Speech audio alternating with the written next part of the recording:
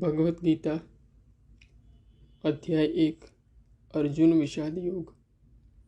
धृतराष्ट्र ने कहा, हे संजय, कुरुक्षेत्र की पवित्र भूमि पर युद्ध करने की इच्छा से एकत्रित होने के पश्चात मेरे और पांडु पुत्रों ने क्या किया? संजय ने कहा, हे राजन, पांडवों की सेना की व्यूह रचना का अवलोकन कर राजा दुर्योधन ने अपने गुरु द्रोणाचार्य के पास जाकर इस प्रकार के शब्द कहे। दुर्योधन ने कहा, पूज्य आचार्य, पांडुपुत्रों की विशाल सेना का अवलोकन करें, जिसे आपके द्वारा प्रशिक्षित बुद्धिमान शिष्य द्रुपद के पुत्र ने कुशलतापूर्वक युद्ध करने के लिए सुव्यवस्थित किया है। यहाँ इस सेना में भीम और अर्जुन के समान बलशाली युद्ध करने वाले महारथी युयुधान, विराट और द्रुपद जैसे अनेक शूरवीर धनुर्धर हैं। यहाँ पर इनके साथ दृष्टकेतु, चेकितान, काशी के पराक्रमी राजा काशीराज, पुरुजित, कुंतीभुज और शैव्य सभी महान सेना नायक हैं। इनकी सेना में पराक्रमी युद्धमन्यु, शूरवीर उत्तमौजा, सुभद्रा और द्रौपदी के पुत्र भी हैं, जो सभी निश्चय ही महाशक्तिशाली योद्धा हैं। हे ब्राह्मण श्रेष्ठ, हमारे पक्ष की ओर के उन सेना नायकों के संबंध में भी सुनिए, जो सेना को संचालित करने में विशेष रूप से निपुण है। अब मैं आपके समक्ष उनका वर्णन करता हूँ। इस सेना में सदा विजयी रहने वाले आपके सभी भीष्म, कर्ण, कृपाचार्य, अश्वत्थामा, विकर्ण तथा सोमदत्त का पुत्र भूरिश्रवा आदि महापराक्रमी योद्धा हैं, जो युद्ध में सदा विजेता रहे हैं। यहाँ हमारे पक्ष में अनेक अन्य महायोद्धा भी हैं, जो मेरे लिए अपने जीवन का बलिदान करने के लिए तत्पर हैं। वे युद्ध कौशल में पूर्णतया निपुण और विविध प्रकार के शस्त्रों से सुसज्जित हैं। हमारी शक्ति असीमित है और हम सब महान सेना नायक भीष्म पितामह के नेतृत्व में पूरी तरह से संरक्षित हैं, जबकि पांडवों की सेना की शक्ति भीम द्वारा भलीभांति रक्षित होने के पश्चात भी सीमित है। अतः मैं कौरव सेना के सभी योद्धा गणों से आग्रह करता हूँ कि सब अपने मोर्चे पर अडिग रहते हुए भीष्म पितामह की पूरी सहायता करें। तत्पश्चात कुरुवंश के वयोवृद्ध परम यशस्वी महायोद्धा भीष्म पितामह ने सिंह गर्जना जैसी ध्वनि करने वाले अपने शंख को उच्च स्वर से बजाया, जिसे सुनकर दुर्योधन हर्षित हुआ। इसके पश्चात शंख, नगाड़े, बिगुल, तुरही तथा सिंह अचानक एक साथ बजने लगे। उनका समवेत स्वर अत्यंत भयंकर था। तत्पश्चात पांडवों की सेना के बीच श्वेत अश्वों द्वारा खींचे जाने वाले भव्य रथ पर आसीन माधव और अर्जुन ने अपने अपने दिव्य शंख बजाए। ऋषिकेश भगवान कृष्ण ने अपना पांचजन्य शंख बजाया। अर्जुन ने देवदत्त शंख तथा अतिभोजी एवं अति दुष्कर कार्य करने वाले भीम ने पौंडुर नामक भीषण शंख बजाया। हे पृथ्वीपति राजन, राजा युधिष्ठिर ने अपना अनंत विजय नाम का शंख बजाया तथा नकुल और सहदेव ने सुघोष एवं मणिपुष्पक नामक शंख बजाए। श्रेष्ठ धनुर्धर काशीराज, महायोद्धा शिखंडी, दृष्टद्युम्न, विराट, अजय सात्यकी, द्रुपद, द्रौपदी के 5 पुत्रों तथा सुभद्रा के महाबलशाली पुत्र वीर अभिमन्यु आदि सब अपने अपने अलग अलग शंख बजाए। हे धृतराष्ट्र, इन शंखों से उत्पन्न ध्वनि आकाश और धरती के बीच हुई गर्जना ने आपके पुत्रों के हृदयों को विदीर्ण कर दिया।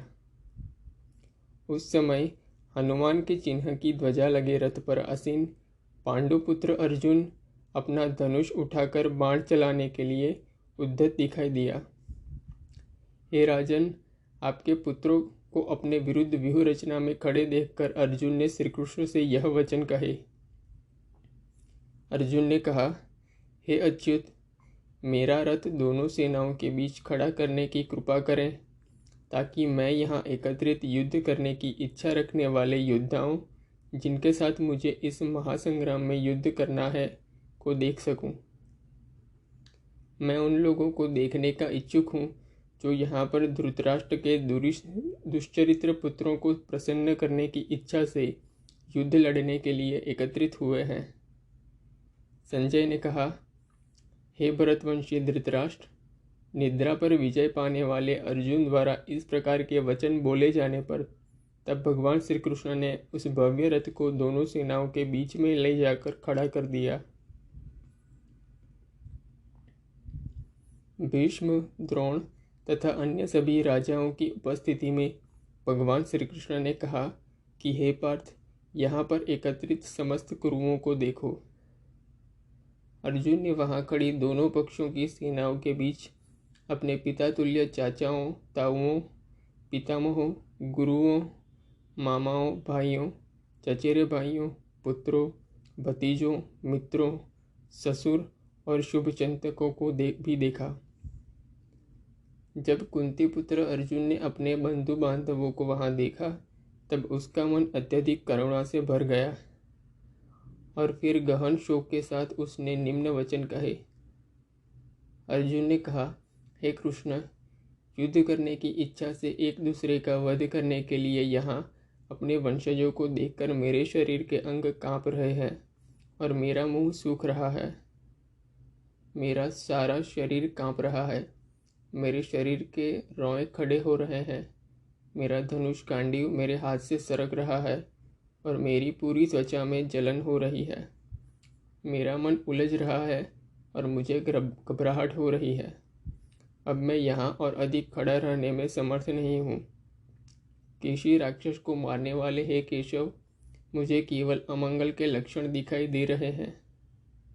युद्ध में अपने वंश के बंधु बांधवों का वध करने में मुझे कोई अच्छाई नहीं दिखाई देती है और उन्हें मारकर मैं कैसे सुख पा सकता हूँ। हे कृष्ण, मुझे विजय, राज्य और इससे प्राप्त होने वाला सुख नहीं चाहिए। ऐसा राज्य सुख या अपने जीवन से क्या लाभ प्राप्त हो सकता है, क्योंकि जिन लोगों के लिए हम यह सब चाहते हैं वे सब युद्ध भूमि में हमारे समक्ष खड़े हैं। हे मधुसूदन, जब आचार्यगण, पितृगण, पुत्र, पितामह, मामा, पौत्र, ससुर, भांजे, साले और अन्य संबंधी अपने प्राण और धन का दांव लगाकर यहाँ उपस्थित हुए हैं, यद्यपि वे मुझ पर आक्रमण भी करते हैं, तथापि मैं इनका वध क्यों करूं? यदि फिर भी हम धृतराष्ट्र के पुत्रों का वध करते हैं, तब भले ही इससे हमें पृथ्वी के अलावा तीनों लोग भी प्राप्त क्यों न होते हों, तब भी उन्हें मारने से हमें सुख कैसे प्राप्त होगा? हे समस्त जीवों के पालक, धृतराष्ट्र के पुत्रों का वध करके हमें क्या सुख प्राप्त होगा? यद्यपि वे सब अत्याचारी हैं, फिर भी यदि हम उनका वध करते हैं तब निश्चय ही उन्हें मारने का हमें पाप लगेगा। इसलिए अपने चचेरे भाई धृतराष्ट्र के पुत्रों और मित्रों सहित अपने स्वजनों का वध करना हमारे लिए किसी भी दृष्टि से उचित नहीं है। हे माधव, इस प्रकार अपने वंशजों का वध कर हम सुख की आशा कैसे कर सकते हैं? यद्यपि लोभ से अभिभूत विचारधारा के कारण वे अपने स्वजनों के विनाश या प्रतिशोध के कारण और अपने मित्रों के साथ विश्वासघात करने में कोई दोष नहीं देखते हैं, तथापि हे जनार्दन, जब हमें स्पष्टतः अपने बंधु बांधवों का वध करने में अपराध दिखाई देता है, तब हम ऐसे पापमय कर्म से क्यों न दूर रहें? जब कुल का नाश हो जाता है तब उसकी कुल परंपराएं भी नष्ट हो जाती हैं और कुल के शेष परिवार अधर्म में प्रवृत्त होने लगते हैं।